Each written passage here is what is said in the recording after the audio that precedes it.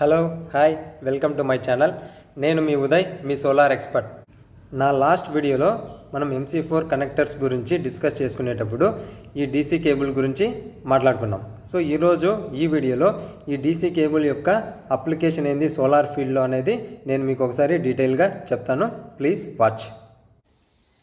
ఇదేనండి ఆ DC cable. నా లాస్ట్ వీడియోలో నేను చూపించిన కేబుల్ సైజ్ వచ్చేసి 4² mm. ఈ కేబుల్ సైజ్ వచ్చేసి 6² mm అనమాట. ఇది నేను ఒక శాంపుల్ కోసం అనేది చిన్న పీస్ అనేది కట్ చేసి మీకు చూపిస్తున్నాను. ఒకసారి దీని స్ట్రక్చర్ చూడండి. ఇది వచ్చేసి single core DC 6² mm cable అనమాట. దీన్ని సోలార్ కేబుల్ అని కూడా అంటారు, DC కేబుల్ అని కూడా అంటారు, ఆర్ PV కేబుల్ అని కూడా అంటారు అనమాట.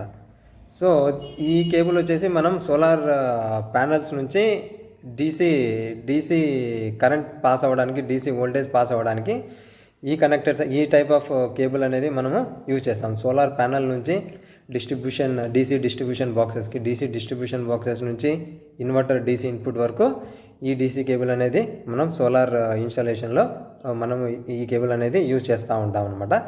ఇంతకు ఈ కేబుల్ని ఎలా వీళ్ళు తయారు చేస్తారు, ఏ డిజైన్ టెక్నిక్స్ యూజ్ చేసి ఈ కేబుల్ అనేది వాళ్ళు తయారు చేస్తారు అనేది నేను మీకు ఒకసారి బ్రీఫ్గా ఎక్స్ప్లెయిన్ చేస్తాను. ఒకసారి వినండి. ఈ DC కేబుల్ని మీరు ఒకసారి అబ్జర్వ్ చేయండి.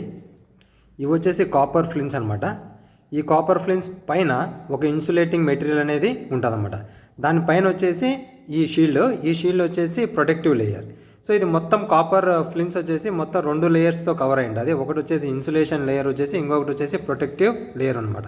ఈ ప్రొటెక్టివ్ లేయర్, ఇన్సులేటెడ్ లేయర్ అనేది ఏ కైండ్ ఆఫ్ మెటీరియల్ యూజ్ చేసి తయారు చేస్తారనేది నేను మీకు ఒకసారి చెప్తాను.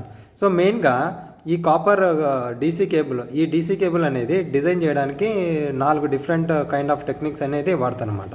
సో ఒక కంపెనీ ఒక టెక్నిక్ వాడుతుంది, ఒక కంపెనీ ఒక టెక్నిక్ వాడుతుంది. అట్లా different kind of techniques different companies follow అవుతాయి అనమాట. ఈ మెయిన్గా 4 డిజైన్ టెక్నిక్స్ ఉన్నాయి. అవేంటనేది ఒకసారి చూడండి. ఫస్ట్ డిజైన్ టెక్నిక్లో ఈ కేబుల్ని ఏ మెటీరియల్స్ యూజ్ చేసి మ్యానుఫ్యాక్చర్ చేస్తారంటే, సో ఇది టెర్మినల్ ఉంది కదా, ఈ టెర్మినల్ పైన ఇన్సులేటెడ్ మెటీరియల్ అనేది ఉంటుంది. ఈ ఇన్సులేటెడ్ మెటీరియల్ని క్రాస్ లింక్డ్ పోలియోలిఫిన్ కాంపౌండ్ అనే మెటీరియల్ని యూజ్ చేసి వాళ్ళు ఇన్సులేషన్ మెటీరియల్ అనేది తయారు చేస్తారు. దీనిపైన కనపడే బ్లాక్ కలర్ షీల్డ్ వచ్చేసి, ఇది వచ్చేసి హాలోజన్ ఫ్రీ పోలియోలిఫిన్ కాంపౌండ్ అనే మెటీరియల్ని యూజ్ చేసి ఫస్ట్ టెక్నిక్లో ఈ కేబుల్ అనేది తయారు చేస్తారన్నమాట. సెకండ్ డిజైన్ టెక్నిక్ వచ్చేసి సేమ్ కేబుల్ని వాళ్ళు డిఫరెంట్ మెటీరియల్ యూజ్ చేసి కూడా మ్యానుఫ్యాక్చర్ చేస్తారు.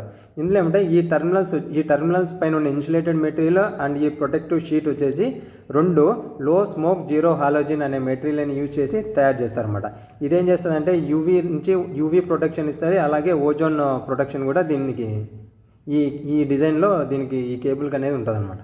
థర్డ్ టెక్నిక్లో ఈ ఇన్సులేటెడ్ లేయర్ని HR 105 degree centigrade PVC compound అనే మెటీరియల్ని యూజ్ చేసి తయారు చేస్తారు. అలాగే ఈ ప్రొటెక్టివ్ షీల్డ్ని వచ్చేసి UV stabilised HR 105 degree centigrade అనే PVC కాంపౌండ్ని యూజ్ చేసి ఈ ప్రొటెక్టివ్ షీల్డ్ అనేది ఈ థర్డ్ డిజైన్ టెక్నిక్లో తయారు చేస్తారనమాట. సేమ్ ఇన్సులేటెడ్ లేయర్ని XLPE కాంపౌండ్ అనే మెటీరియల్ని యూజ్ చేసి తయారు చేస్తాడు. XLPE అంటే క్రాస్ లింక్డ్ పోలిఎథిలిన్ అనే కాంపౌండ్ యూజ్ చేసి ఇన్నర్ ఇన్సులేటెడ్ లేయర్ని తయారు చేస్తారు.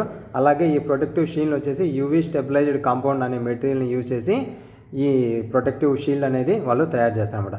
ఇది మీరు చూస్తున్న ఈ కేబుల్ వచ్చేసి ఫోర్త్ డిజైన్ టెక్నిక్ యూజ్ చేసి తయారు చేసింది. అంటే ఇందులో ఉండే ఇన్సులేటెడ్ మెటీరియల్ వచ్చేసి XLPE కాంపౌండ్తో తయారై ఉంటుంది. పైన ఉండే ప్రొటెక్టివ్ షీల్డ్ వచ్చేసి UV స్టెబిలైజ్డ్ ST2 అనే కాంపౌండ్ని యూజ్ చేసి ఈ కేబుల్ అనేది మీకు తయారై ఉంటుంది అనమాట. సో సోలార్ ప్యానల్ యొక్క అవుట్పుట్ వచ్చేసి DC వోల్టేజ్ అనమాట. సో DCకి పాజిటివ్ అండ్ నెగిటివ్ అనేవి ఉంటాయి.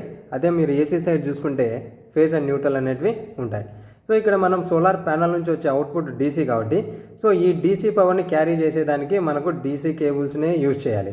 అనేటివి అవుట్డోర్ యూనిట్స్ అనమాట. ఎప్పుడైతే సోలార్ ప్యానల్ పవర్ అనేది జనరేట్ చేయడం స్టార్ట్ చేస్తుందో, ఈ ప్యానల్ని రూఫ్ టాప్ నుంచి ఎక్కడో లోపల ఇంట్లో ఉండే ఇన్వర్టర్ వరకు క్యారీ చేసేదానికి ఒక మీడియం అనేది కావాలి. ఆ మీడియం పేరే DC కేబుల్ అనమాట. సో ఇది అవుట్డోర్ ఎన్విరాన్మెంటల్కి సస్టైన్ అవ్వడం కోసం అనేసి ఈ కేబుల్ని స్పెషల్గా DC సైడ్ ఈ కేబుల్ అనేది వీళ్ళు డిజైన్ చేశారు. సో ఈ DC కేబుల్ వచ్చేసి లాంగ్ లాస్టింగ్.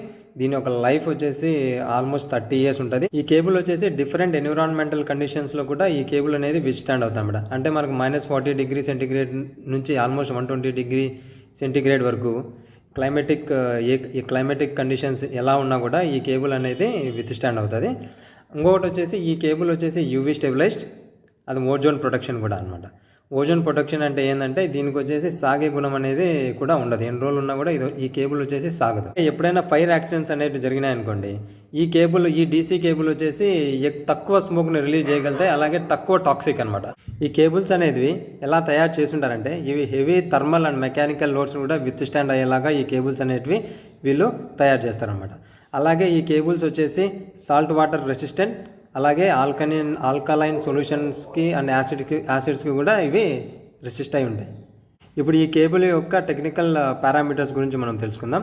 ఈ కేబుల్ యొక్క మ్యాక్సిమం డీసీ వోల్టేజ్ రేటింగ్ వచ్చేసి 1500 volts అనమాట. అది అండ్ మ్యాక్సిమం రెసిస్టెన్స్ వచ్చేసి 1000 మెగా ఓమ్స్ పర్ కిలోమీటర్. దీని కండక్టర్ యొక్క టెంపరేచర్ స్టెబిలిటీ వచ్చేసి అప్ టు 120 degrees సెంటీగ్రేడ్ వరకు ఇది స్టేబుల్గా ఉంటుంది అనమాట. అంతేకాకుండా దీని యొక్క పుల్లింగ్ ఫోర్స్ ఎంత అంటే 15 newtons per square mm. So మనం ఒక సోలార్ సిస్టమ్ డిజైన్ చేసే ముందు మనం ఈ పారామీటర్స్ అన్నీ ఒకసారి చూసుకొని మనం ఎన్ని ప్యానల్స్ పెడుతున్నాం, ఎంత వోల్టేజ్ జనరేట్ అవుతుంది, ఎన్ని యాంప్స్ జనరేట్ అవుతుంది, ఎంత దూరం మనం ఈ కేబుల్ అనేది లే చేయాలి, ఇవన్నీ పారామీటర్స్ కన్సిడర్ చేసి మనము సోలార్ డీసీ కేబుల్ అనేది మనము డిజైన్ చేయాలి. సపోజ్ మనం 4 square mm యూజ్ చేస్తున్నాం. సో మనం ఒక 25 మీటర్ వరకు ఈ కేబుల్ అనేది డ్రా చేస్తున్నాం పైనుంచి ఇన్వర్టర్ పాయింట్ వరకు. సో 25 మీటర్ సపోజ్ మనం ఒక 2% వోల్టేజ్ డ్రాప్తో మనం క్యాలిక్యులేట్ చేసి 4 square mm సూటబుల్ అని మనం 4 square mm కేబుల్ వచ్చేసి రన్ చేస్తున్నాం. సపోజ్ డిస్టెన్స్ పెరిగింది, ఒక 50 మీటర్లు పెరిగింది. సో 50 మీటర్లు కూడా మనం 4 square mm అనేది యూజ్ చేస్తే ఏమైందంటే ఈ వోల్టేజ్ డ్రాప్ 2% నుంచి 4% పోవచ్చు. సో అలాంటప్పుడు ఏం చేయాలా, మనం నెక్స్ట్ సైజ్కి వెళ్ళాలి. లైక్ 6 square mm కేబుల్ అనేది మనం యూజ్ చేస్తే విత్ 2% వోల్టేజ్ డ్రాప్ మనం 50 మీటర్ వరకు ఈ వోల్టేజ్ అనేది మనము విత్ మినిమం వోల్టేజ్ డ్రాప్తో ఈ వోల్టేజ్ అనేది మనం క్యారీ చేయొచ్చు.